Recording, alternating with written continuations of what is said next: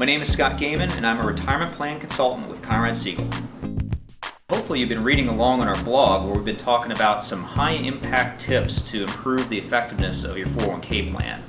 And so what we're going to do today is just recap some of those high points, and then hopefully if you keep subscribing to our blog, then at the end we will compile all these and some more tips into an ebook that we will offer on our website. So follow along today and we'll recap some of the high points of our blog posts. So we kick things off with a discussion about eliminating check deposits. In this day and age, we still see some plan sponsors that are not using a feature that their custodian may be offering whereby they can transfer funds automatically to the plan. And it's awfully nice to be able to do that. You don't have to then worry about checks being lost in the mail. That sort of thing makes things easier for your auditor and makes for a much more seamless system. Our second tip was we talked about understanding your plan document. And it's kind of interesting how many 401k committees we've encountered where the fiduciaries really don't understand all the provisions in their plan. A lot of them are very vigilant, but there's still some out there that haven't taken the time to really take a deep dive into the plan document.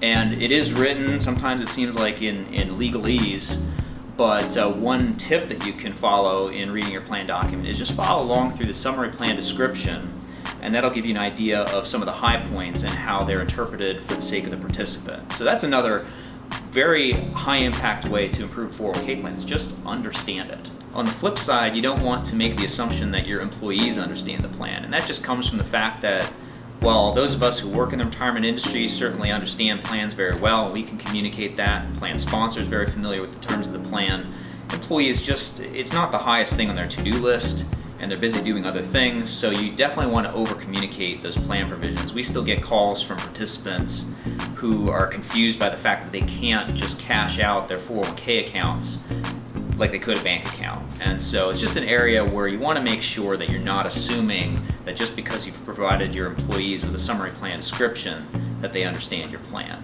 Another thing to watch out for is rehires, and that's one area I've seen over the past 20 years I've been with Conrad Siegel, where time and time again it's very easy to get tripped up because you're talking about things like, okay, was this person eligible for the plan when they terminated? How soon would they become eligible?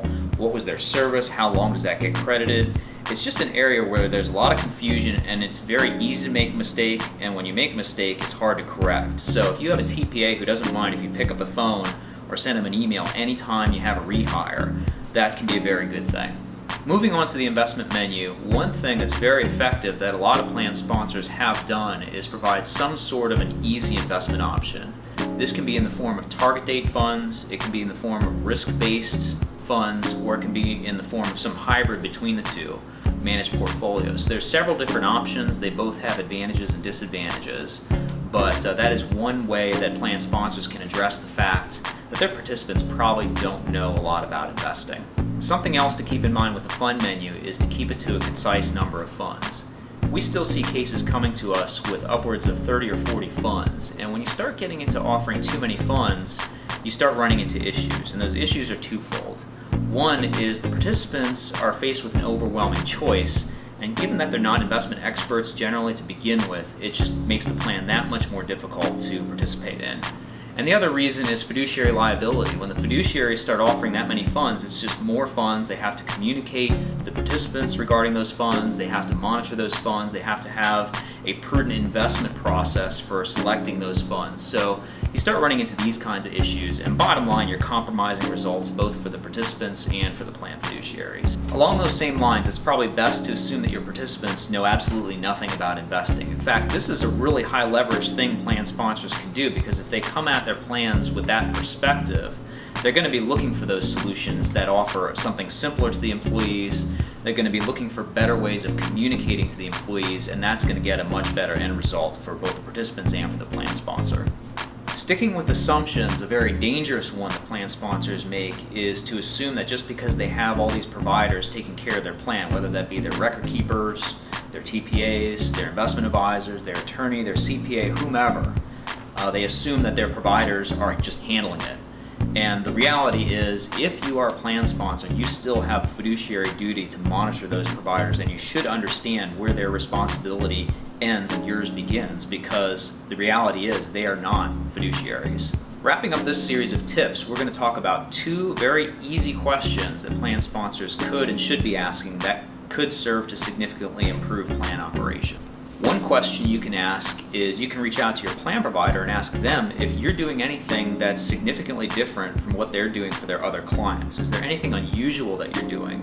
Has their product changed in such a way that maybe there's something they can offer you to accomplish what you are so used to doing you don't even think about improving the process? So that's one way where you can really streamline operations, maybe even reduce some plan costs. The second question is a lot like the first.